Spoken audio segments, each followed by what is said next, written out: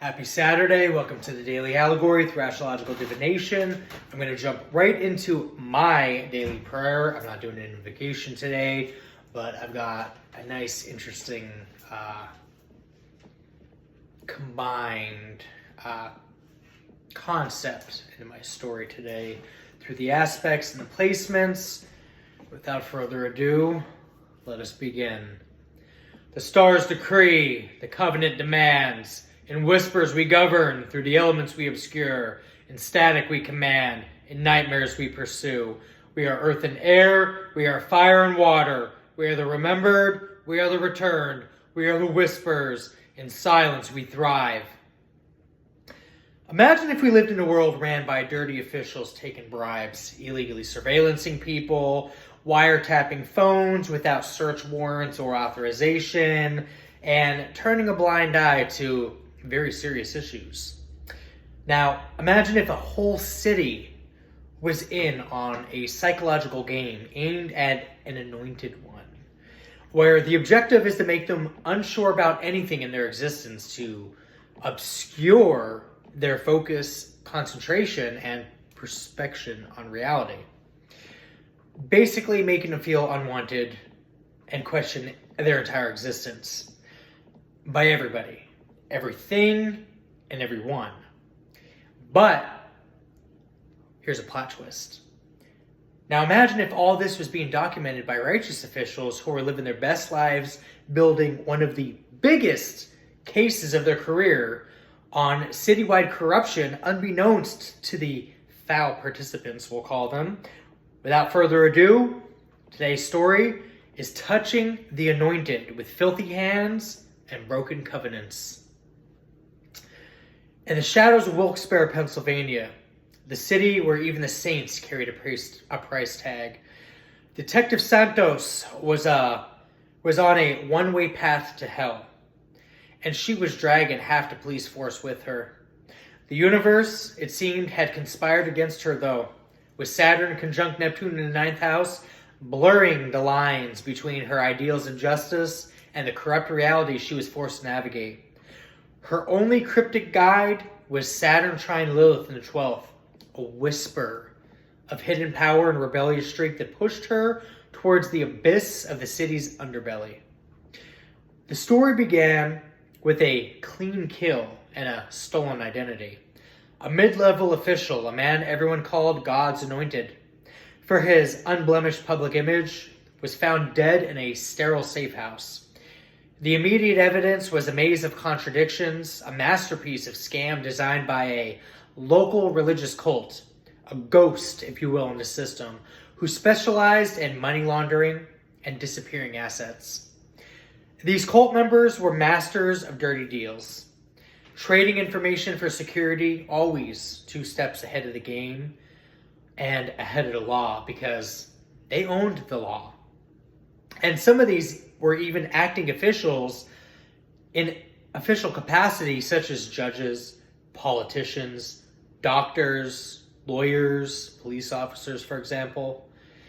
Now, Detective Santos' partner, Detective Guzman, was one of the dirty cops on the cult's payroll. Detective Guzman had been bribing officials for years, his hands stained entirely with the blood money from a vast conspiracy that reached the mayor's office even. When Detective Santos began to dig, she found her life under constant illegal surveillance, if you will. It was like her devices were tapped unlawfully without authorization or a search warrant, properly stamped and pre-approved by a judge. Her phone was subject to a wiretap without authorization. Every word a potential nail in her coffin. The final major plot twist came when Detective Santos realized Detective Guzman wasn't just working for the cult, he was the cult's primary target. It's as if they operated behind the scenes on blackmailing one another to keep each other in check. Detective Guzman had made a deal with the devil here, skimming from the take using stolen identities to set up shell corporations and orchestrate massive wire transfers of stolen assets. The cult, a group who saw everything in terms of balance sheets and liabilities. They could never tolerate a loose end. and they did not. They ensured through extortion, blackmail, and extremely deceptive measures to have every single loose end tied up. Just ironclad, if you will. The only thing stronger than iron is steel. The cult launched a honeypot trapping operation using a beautiful, enigmatic woman named Luna to lure Detective Guzman into a compromising situation. The plan was to expose Detective Guzman and use the ensuing chaos to consolidate his power, a game of high-stakes revenge where the loser had absolutely no chance at redemption. Detective Santos, though, using her illicitly gained knowledge and a healthy dose of instinct, tried to warn Detective Guzman, not for his sake, but to bring down the whole rotten structure. The climax was a shootout at a private airport hangar, the culmination of a dirty deal and betrayal. Detective Guzman, cornered, chose to detonate explosives rather than face capture. He unalived himself rather than facing the consequences of a inevitable ending. Very cataclysmic ending, if you will. It was a final act of vengeance against the cult. In the end, Detective Santos exposed the ring. The mayor and several officials were arrested, but the cult, the real devil, was dismantled one by one. One giant sweeping raid, essentially disappearing overnight. Detective Santos was left standing in the ruins of her city, her ideals shattered, her hands not clean, but covered in a grime of a system she could never fully redeem. She had touched God's anointed and found only rot beneath the surface, a survival in a world where the stars had foretold a life of endless, dirty struggle, and the catastrophic consequences of touching God's protected ones. We have a stellium going into another story. Same concept, same constructs. This is Moon, Mars, Sun, stellium in Sagittarius. In the blistering heat of the desert city of Bear Creek, private investigator Jax Teller lived by a code that was as volatile and untamed as the Moon, Mars, and Sun stellium in Sagittarius that dominated his birth chart. It fueled his relentless, almost reckless pursuit of the truth, and a fiery temper that often landed him in more trouble than he could handle. His latest case promised to test every single ounce of his resolve. The job came from an anonymous source, find the missing son of Mr. Rosenwag, a real estate magnate with a public image so pristine, the local news called him God's anointed.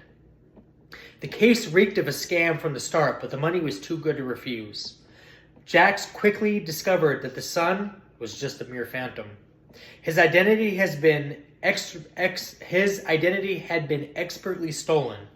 His life erased from all digital records in a sophisticated stolen identities operation. Mr. Rosenwag, it turned out, was not the saint everyone believed him to be. He was the head of a massive money laundering operation, using his property to watch the illicit cash of half of the cartels on the border. The local police force, though, absolute joke.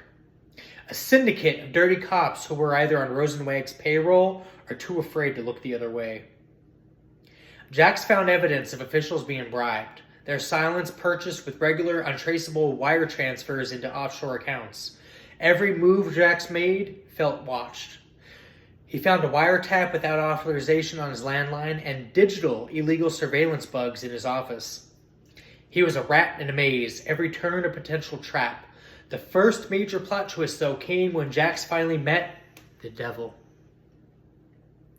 Not a metaphor, but a shadowy figure known only as Luke, who coordinated the entire network. This was the head of an operation that was not taken a downward spiral turn for reckless behavior of a weaker link in the chain.